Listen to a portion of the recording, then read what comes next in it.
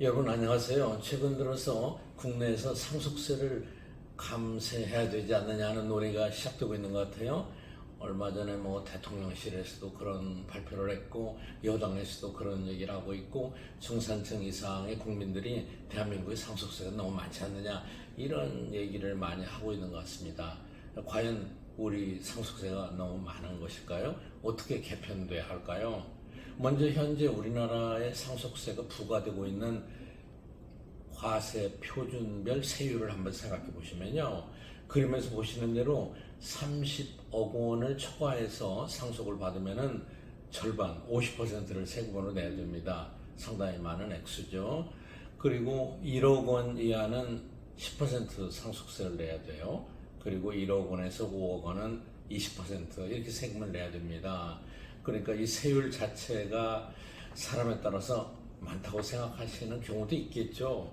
물론 이제 어떤 분들은 30억 원이나 받는데 이렇게 생각하시는 분도 있을 거예요. 그런데 과연 실제로 우리 대한민국에서 누가 얼마나 많은 사람들이 상속세를 내고 있느냐를 생각해 보시면요. 또 한 번 다른 각도에서 생각해 볼 여지가 있습니다. 국세청에서 발표한 자료를 보면은 2022년에 대한민국에서 피상속인, 그러니까 어느 정도 상속을 받았던 사람은 35만 명이었어요.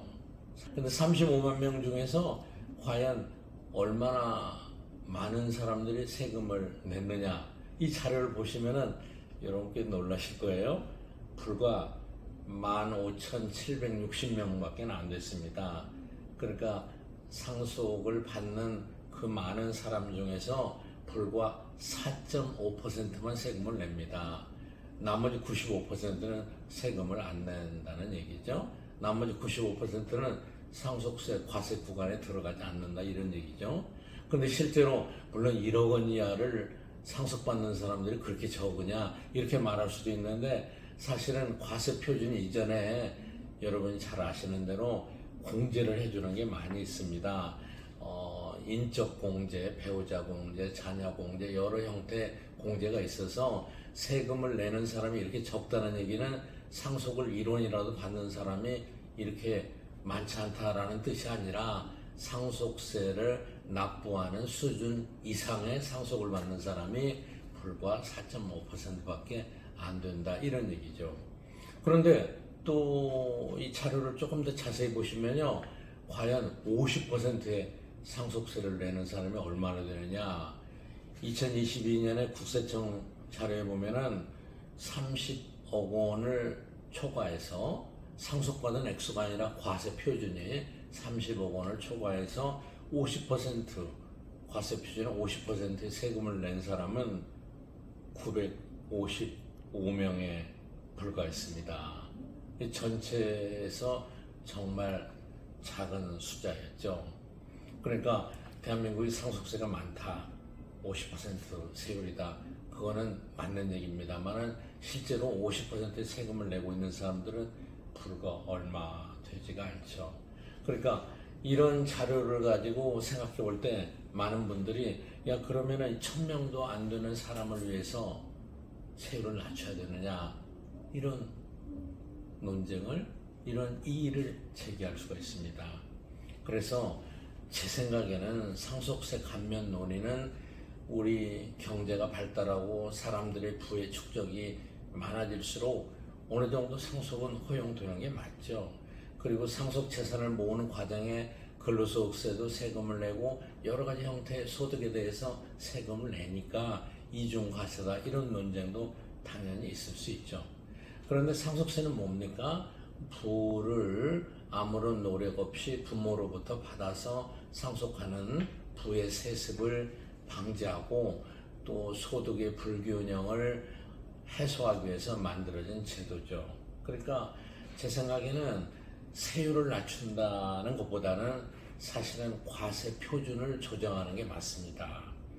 과세 표준을 어떻게 조정하느냐? 과세 표준의 조정의 가장 기본적인 것은 흔히 콜라라고 합니다. COLA, Cost of Living Adjustment.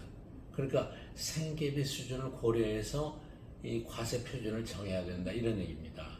바꿔 얘기하면은 지금 현재 우리나라의 상속세율 표준은 언제 정해져 있느냐? 현재 세율이 정해진 것이 그렇게 오래되지 않았습니다. 97년에 정하면서 공제액을 굉장히 높였어요. 그럼 97년 이후에 우리 경제도 많이 발달했고 경제 규모도 늘어났죠. 97년 이후에 이대로 놔두는 것은 어때요? 바람직하지가 않죠. 그러니까 선진국에서는 물가도 상승하고 소득이 늘어나면은 과세 표준 이거를 지속적으로 거의 자동적으로 조정을 해줍니다. 그게 콜라라는 거죠. 그게 무슨 얘기냐? 1억 원 이하를 1억 원이었으면은 올해 물가 상승률이 5% 올랐다. 그럼 내년에 5%를 조정해 줘야 되는 거죠.